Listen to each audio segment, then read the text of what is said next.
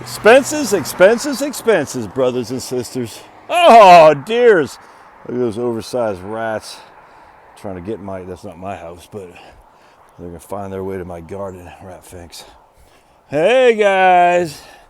It's funny, all the global warming, climate doomsdayers. What happened to all the deer? Well, there's tons of them, man. Now, are we encroaching on their territory? Yeah, welcome to the world of humanity. We've been doing that since day one, brother. A lot more deer now, a lot more trees now, a lot more greenery now than there's ever been. Daughter was telling me about, now let me get to the topic here.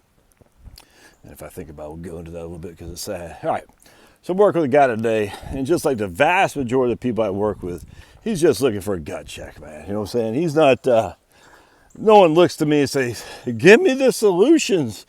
They just want to say, hey, what don't I know and what could bite me in the butt? You know what I'm saying? And it's very interesting because I think about this a lot about what I don't know, actually. Because, just to give an example. Did you know the idea behind the speed of light? A flickering candle, the light, quote, emitted, unquote, from a flickering candle travels at the same speed, supposedly, as the sun, or as Polaris, the North Star, which has 4,000 times the illumination that the sun does. Does that make any sense? No, of course not. But I never heard about that until today. I listened to a video, I forgot the guy's name. And I said, man, that doesn't make any sense at all. Not at all. So what you don't know, and deliberately, it's my profession, it's probably your profession, the science profession. How much stuff do they either hide because of sheer ignorance, they don't know, arrogance that they do know, but they don't want anyone to know that they're wrong. You know what I'm saying? It's crazy, man. What you don't know and what you have not been attuned to by the educational structure. It's no different than financial planning. It's literally, I'm sitting there thinking, man, I got a freaking master's degree. You know, I took a bunch of science classes. High school, college. Not one time, at least that I'm aware of. Maybe it's my fault, I don't think so. Was ever made to question the speed of light theory by saying, how can it be a flicker of a candle can travel at the same time, the same speed? The light from a flicker candle can travel the same speed as the sun, or that Polaris, which is a North Star, which I think is the same size as the sun, has 4,000 the intensity of light rays essentially, illumination. It doesn't make sense. And you can say all day long, I got the solution. No, you don't. You don't. And then I was reading a guy yesterday, he goes, well, Polaris are like pulses. Sometimes it's brighter, sometimes it's less bright. Which is why they said, and I'll get to the topic here in just a second, which is why they said that they've changed their mind on how far away Polaris is from 425 light years to 325 light years or something like that. Because the fluctuation and the illumination, it's freaking, so all it is to minimize a human being's, and again, like I said yesterday, our divine spark. It's just literally, it's satanic, these guys. They don't know. And now they say, well, now we've actually had 3 Polarises.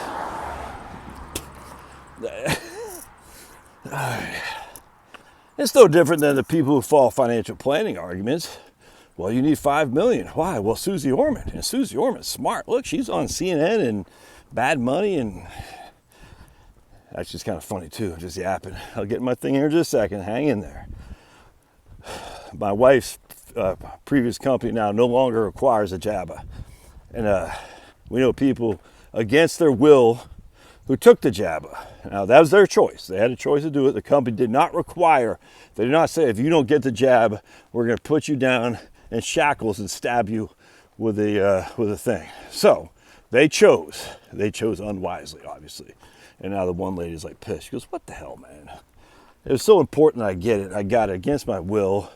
And the reason she got against her will is because she's scared of, the likelihood of finding another job. She's scared of the likelihood of being financially poor and not being, you know what I'm saying? It's just, that's how they freaking get you, man. That's how they get you. By scaring you about your monetary ability to make things happen if you don't comply. Man. This chick's 28 years old or something like that. I'm just thinking, man, I hope there isn't bad ramifications for future of that, if you know what I'm saying. And we have, well, I don't want to get too deep in here, but we have evidence, if you know what I mean, with that. And babies in the womb. Let's just keep it at that. Anyway, freaking pisses me off. So we got Susie Orman, all these people. You need $5 million to retire.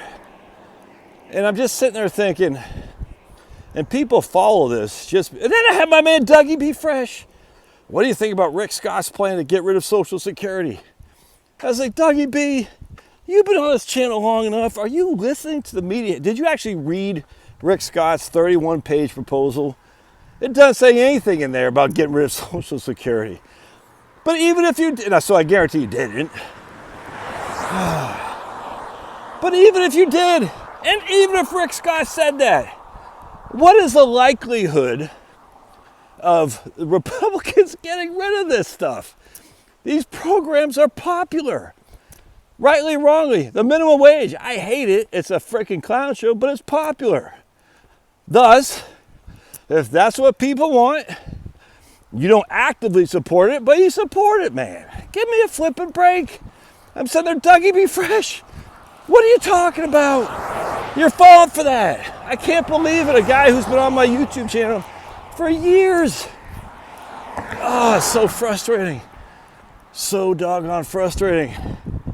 You're letting the media, who's corrupt as the day is long, who's idiotic, we know that for a fact. These people are stupid. Just listen to what Ben Rhodes said. Obama's national security advisor. They're 27-year-old know-nothings. And all they do is they serve as our media tooting, whatever that thing is, the trombone or whatever. Ay. All right, so let me just go back to the premise. All right. So my man, I was sitting there thinking, I could see when I first talked to him, when I saw his stuff before we started chatting, I said, I wonder if he's just throwing numbers out there for his expenses. Because it's not looking good in terms of his ability to retire next year, like what he was kind of thinking about. And again, it's just a gut check, man. Nice guy. I like this guy a lot, as a matter of fact. And I asked him, so where do you get this number? He goes, I figured we'd spend a little bit more when we retired. And I said, well, based on what logic? And I didn't ask him that because he didn't know. I don't know. But I'm just sitting there thinking, he's making real good money right now, so they spend real good money. And I'm just thinking, do you really think that you're going to spend more than what you're spending right now when you're making real good money when you're retired? He doesn't know. And so basically what I said, well, let's take that number and run it down a little bit to see we're coming up with a reasonable assumption. And so we reduce it by 35%. All right. So he had $10,000 a month, we'll just say that. We reduce it to $6,500 a month. All right. Looking pretty good at that point. At $6,500 a month does not include healthcare, by the way. Doesn't include property tax. Doesn't include auto insurance and income tax. All right, so basically he has a burn rate of about $10,000 a month and all said and done. Now he makes good money right now. So he's spending more than that because he has the money to pay for it, if that makes sense. So the difference between $10,000 a month to not include on top of health insurance, property tax, all that stuff, and $6,500 a month is the fundamental difference between his ability to retire when he wants to or not. All right? Because we have to figure out what your expenses are and project those for 30 years, essentially. And the reason I say 30 years in this case, because we usually have people live until they're 90, just because it's a conservative default, regardless of how old they are. But his wife is a little bit younger than him, so we're talking about he's got to be there to provide for her when he's dead, if that makes sense. So she needs to have income for more than 30 years. So the difference between 6,500 and 10,000. And so check this out. He was putting something in the middle, just say $8,000 or 8,500 or something like that. We'll just say 8,000. So I said, okay. So you think you're going to go from 8,000 to 10 in retirement, and that will, gradually go down as you age, but not go down that much relative to your starting point at 8,500. You think you're going to go from 8,500 to 10 or 8,000 to 10.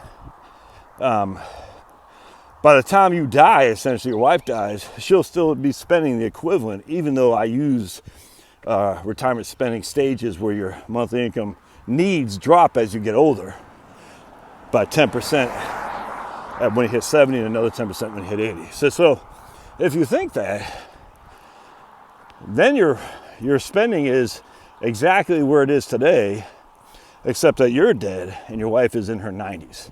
So not likely for that to come to fruition. Yeah, he agreed, and he should, because it makes sense. So we know that number's too high. Is 8,500 too high? That's what he's spending right now. And again, going back to when you got money coming in, and you can basically buy whatever you want. And by the way, he hardly has any mortgage at all. When it comes down to that, you're like, dude, I know what it's like to make money and buy things that normally I would not have bought if I did not make the money, if that makes sense. And I know what it's like to take travel vacations to go to places I never would have gone if I did not have the money.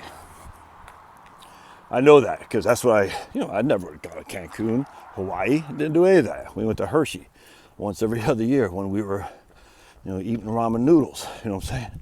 And even that was a chore. Even that had the credit card debt weighing over me for the next 9 to 12 months. Freaking sucked, dude.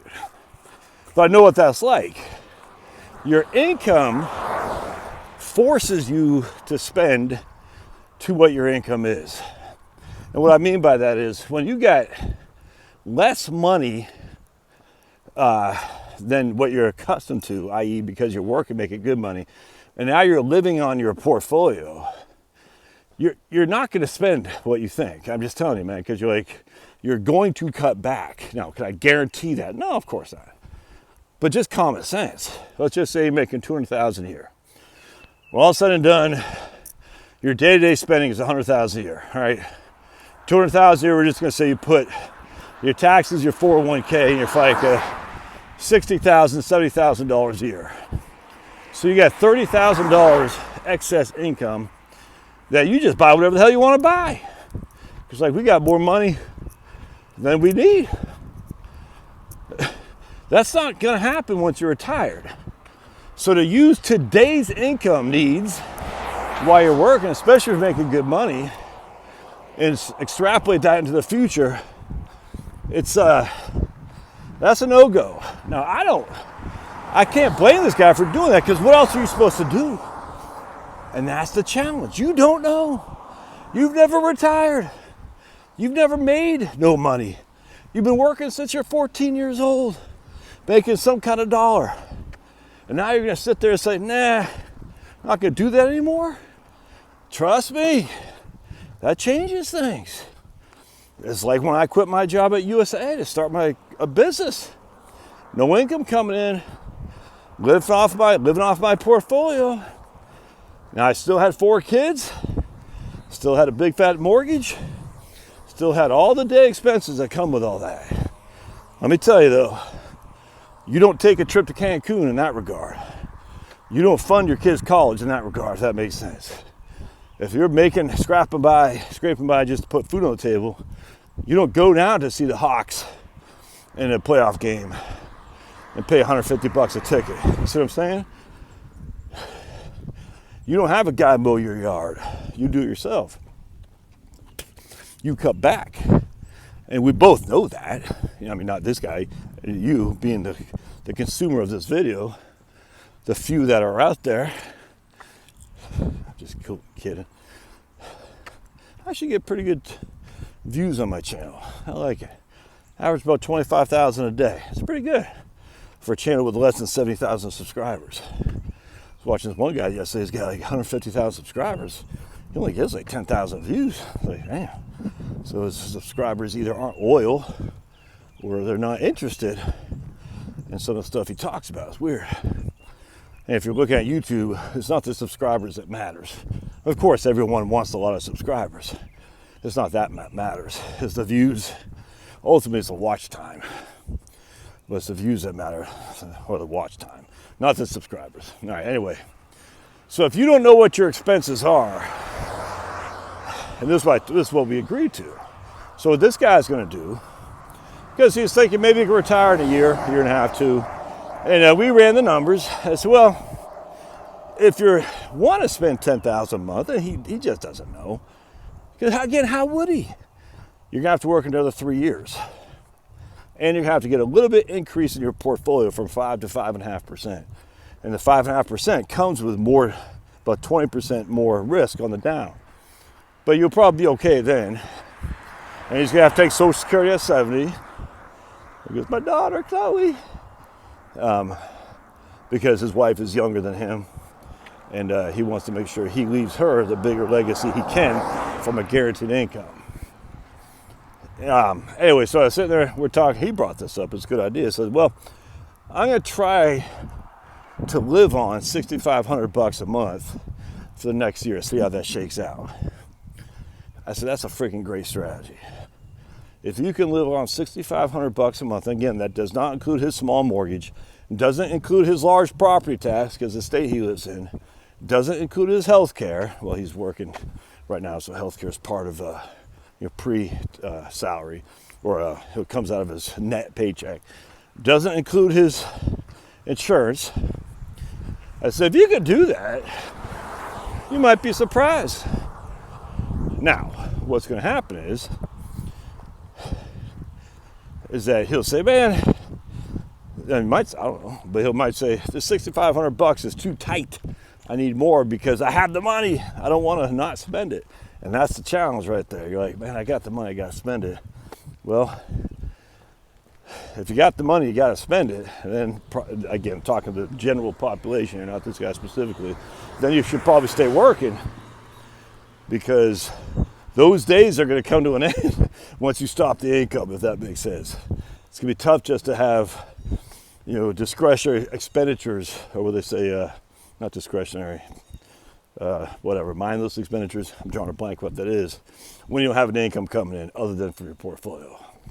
So if the money of spending is what a guy wants, or a lady, or couple, and you're relying on your portfolio for that, that's a challenge. Especially in these times, because I think the next 10 years are going to be tight. Anyway, it's expenses, as always. Nothing else matters. It's all about the expenses. It's not pre-retirement income that matters. It's actual expenses that you think you can survive on. I will see you.